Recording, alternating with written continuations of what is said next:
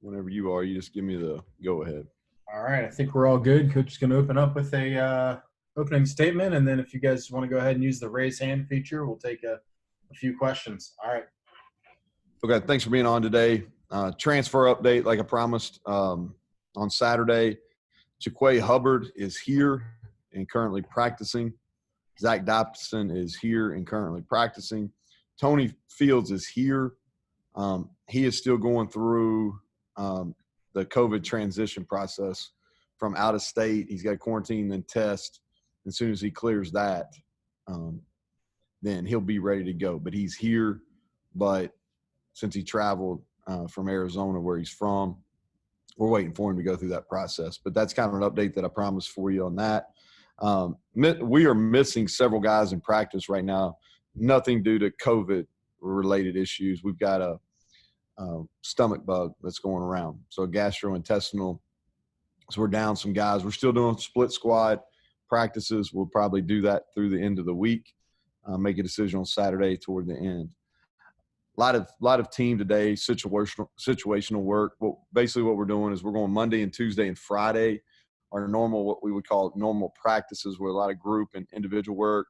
And then Wednesday is mostly a team situational type of practice, still not tackling to the ground, thudding. And then Saturday, going in the stadium and trying to make it as game-like as we possibly can. Here's the guys I thought did well today. Defensively first, Sean Mahone. Had a slow start to camp, but he's really picked it up. Had a nice pick today on an opening drive. Daryl Porter's a guy that's had 3 consecutive days, and because we've got some of those guys out with the stomach bug in the defensive back room, he's getting pressed in duty, and he's having to go line up and play Sam James and people like that on a every rep basis. And for a true freshman, I think he's holding his own. So I've been impressed with him. I love how he competes. He's a student of the game. Dylan Tonkery has had 2 consecutive days where he's made nice plays. I think he's starting to get a feel in the defense and fit. He's miles ahead of where he was last year at this time. And then Keem Messador, as a true freshman, he shows up. He's gifted. He's a guy that will definitely help us this year. I'm excited about what his future looks like even after this year. Offensively, these are the guys. Sam James had a slow start to practice, but I think a sign of maturity is last year, if he had a slow start, it really probably would have affected the rest of his day or his game. This time he bounced back, had a couple touchdowns. Chase Barron has been consistent. And then John Hughes is really getting better, and we need him too. He's playing right tackle for us, and he had a good day today, had a really good day yesterday, and he is much improved. Tony Mathis had a nice day today. He's a guy, the more repetitions he gets, the better. He's getting a better feel. He was more decisive today. Lorenzo Dorr is a guy that has played a lot of special teams here. He had a nice day. And then Bryce Wheaton. Bryce Wheaton, really, I think we're in 8 days. He's had 7 really positive and 1 not so good. But today he had a couple touchdowns and made some nice plays, and it would be huge for us if he could continue to grow because he's really a talented guy. And in special teams, Evan Staley, we had 2 subpar days in a row, but bounced back today and really played well. And like I've said this numerous times, is I think he is going to have a really bounce back year, really big bounce back year. And that's my expectations for him. Rest of the week looks like this. We'll have a recovery day tomorrow. We'll have meetings, walkthroughs tonight, recovery day tomorrow, normal practice on Friday, and then Saturday we'll have game-like. We'll make a decision whether we'll scrimmage or not, but it's going to be as game-like as we can in the stadium. So with that, I've got a little shorter time today. So with that, I'm going to open it up with questions. Yeah, just a reminder to use the raise hand feature. Take the first question from Coach Hunter. Go ahead, Greg. Too early to start to determine who can play, but just year 2 and then everything that's happened this summer, do you think you play more true freshmen this year or less than last year? Yeah, Greg, I don't have the numbers that we played last year. My assumption is we'll probably play more, just because mentally they're ready, and we're gonna have to be deeper. That's one of the – there's a lot of negatives doing the split squad, but one of the real positives is those guys that are young in our program are getting a lot more reps than they normally would. And so they're going to be more ready to play than in a normal situation. But I just think of the the nature of what we're dealing with, because everybody talks about if you have positive tests and contact tracing, that's true. But anytime you get any kind of illness, is you got to get tested, because there's so many symptoms of what could be COVID, and we're doing everything we possibly can from a safety standards and protocols, and we're taking precautions. So if guys have those type of symptoms on their questionnaire they fill out, then we're getting them tested, and you got to wait for the results. So I just think the way the year is going to be structured is I think more young people will play than ever. Next question from Alan Taylor. Alan, trying to mute you. Go ahead. Alan, man, I thought you were down in Florida. You know, I still like to come back up here when it's nice and cool. So, Welcome back. I know you were taking a tack last year of maybe trying to get guys to do more in-person classes, and obviously then this hits, and I guess you guys are right back. It's pretty much the whole team for safety purposes and bubble purposes online this fall. We are. Yeah, we are, and it's kind of unfortunate, but it's something we have to do. I like having our guys part of really part of the campus community. I think it's good to interact with students in a normal setting, because what I think it does is students want to support people they know, and if they know our players, they see them on campus, whether it's in class or at the whether it's rec center or where they eat, all those places, if they see them there and they know them and they want to come support them. But this year, in a lot of ways, it's going to be unique. And there's some upper level classes that are only offered in person right now, that some of our graduate student kids will have to go to in person. But for the most part, we are almost entirely online. Thank you, Neal. Go ahead, Kevin Kinder. Coach, you mentioned last week that you only had about 100 in camp right now rather than the max 110. Does that philosophy carry over when classes start? Do you think you'll approach the 125? And I know you had some walk-ons that had, committed to you that aren't there yet. Do you have a plan in place for that yet? We do. And we're really just taking everything kind of on that scenario as far as roster, kind of week to week. I learned back in the beginning of this, not to long range plan too much. And so what our thought is if things continue to go well, then we expand. And we're going to lose some guys too, because as you go through this and I've told our players this, it's a right to be on the football team. It's a right, and you can lose that right. And now the trust within teammate to teammate is so important. And when these students are coming back, you saw some of the reports of the house parties and things like that. Our guys got to be smart. And because anytime that they choose to do something, then they're bringing that back to their team. And so if it gets to a point where we have guys that are repeat offenders or can't follow the protocols, then they can't be a part of this. And so, but we're going to make those decisions week to week, Kevin, and as long as we continue to stay, relatively virus free, then we'll continue to add those guys to our roster because we need them from a practice standpoint. All right. Next question from Mike Kazaza. Mike, we always have this issue. There you go. Every time. Similar to that, Neal, you said you didn't want to interfere 24/7 in your students when they weren't on campus, and maybe it's a little bit different now, but realistically, what can you tell guys to do? Do you have them police themselves? Is it, hey, just come to and from the building and really a regimented life? Like, how do you handle that? Because it is important. Yeah, it's critical. It really is. And you're asking them to make mature decisions. And a lot of these guys are not to that point in their life. So you're trying to coach them. You really try to get the veterans to help them understand why it's so important. I talk COVID-related issues. I give examples. We send them articles. I talk it every single day that I have them. I really do. And they do police themselves, because we've got a large number of our guys that want to play. And if there's people on our football team that are interfering, then they are reporting them. And so I think that's positive. Is it going to be 100%? No. Are we going to have some issues? Absolutely. That's dealing with this age group. That's going to occur. but we've got some ways to monitor it the best we can. And I hope we can mitigate the effects when students come back as much as we possibly can. But I think every program, not just football, I think every sport that's going to play is going to deal with those type of issues. Go ahead, Greg. Coach, you've mentioned a number of times you've done a lot of thud, haven't done a whole lot of full tackling to the ground. Concerns with that you haven't done that enough? Obviously, you still got weeks to go before your game. So just your thoughts about how you have to get ready to be physical.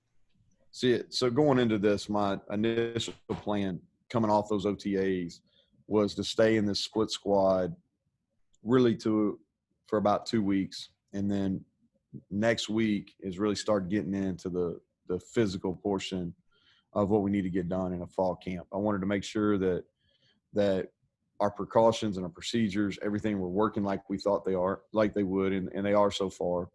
I wanted to make sure those were being followed.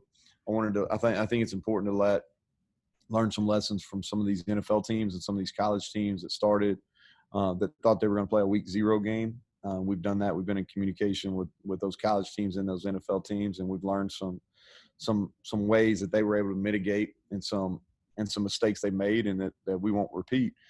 And so really next week is when we've got to get into the physical portion of our fall camp without a question. We can't go into a game on the 12th or the 26th and not tackle it all or not have physical type practices. Go ahead, Carly. Hey, Coach, one of the transfers you mentioned, Zach Dobson, definitely seems like a special guy, obviously, with the story with his brother, but just wondering how that connection formed and what made you want to go out and get him. Well, I think he's dynamic with the ball in his hands. There's some things he's got to get better. I think with the limited opportunities he had over the last couple of years, I think he made the most of it. And once he made his decision, one of my mentors really in the coaching profession is Tony Franklin, who's the offensive coordinator there at Middle Tennessee and has done an excellent job. And, he didn't want him to leave Middle at all, but once he made that decision, he really believed in the kid, thought he was special. And so those guys that are dynamic with the ball in their hands, we were limited with those type of kids in our program. And we feel like that not only offensively, but in the return game, he can add something to us. Go ahead, Alan Saunders. Yeah, 2 questions if I can. One, I just want to ask about Jaquay Hubbard and what you've seen from him so far. And then also with the split squads, how's that impacting evaluation when you have guys that are battling for a spot that may be on different spots? So you're seeing them perform against different defenses. Mm-hmm. So I'll answer the second question first. So we're logging repetitions and we're working situations. As far as true evaluations, those when we start working as a full unit is when we'll get our clear evaluations. I think the way I've been operating, guys, is we have plenty of time. We play on the 12th. We don't play again until the 26th. We have plenty of time to get our work in. We'll be ready to play when that time comes.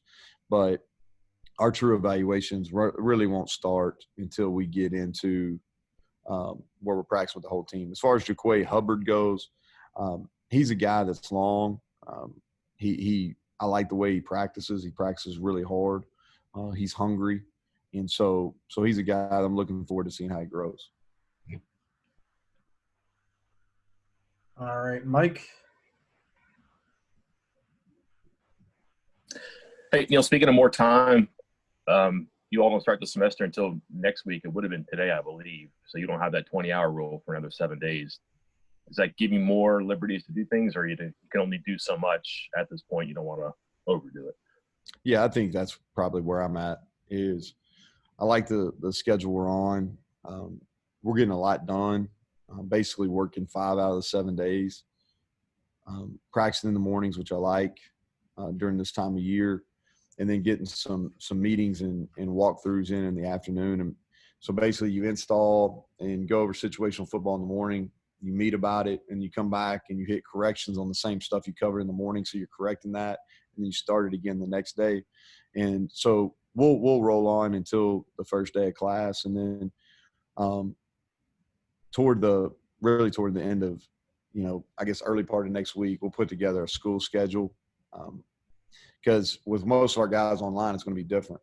And so we got to figure out when the best time to practice is and because our kids will still have academic appointments and they obviously have classes, which I know you teach, so you know that. But as far as some of the online classes meet at certain times, and some of them are just kind of do your assignments on your own, but we'll still have tutors and those type of things. But we'll continue to operate like we are, and then we'll make some adjustments, and there'll be some minor adjustments. We can't have the walkthroughs and things like that once school starts. Go ahead, Keenan. Two questions, Neal. I know you said true evaluations won't start till you're working with the whole team, but anything new on your quarterbacks? And secondly, I know you mentioned Scotty Young, and he was applying for a waiver. Anybody else in that boat? So, no, I don't, Keenan, on the waiver deal. I can give you a long answer, but I don't. I really don't have any updates on that. And honestly, I haven't checked on it in a few days. So try to do that next time we talk. The quarterbacks, there's been some good and some bad. I thought that both of them started slow today, but recovered and made some nice plays down. We got to do a better job of starting fast. I've been pretty pleased with them. Garrett Green is a guy I'm excited about as well. He's got different level of energy, and it's contagious.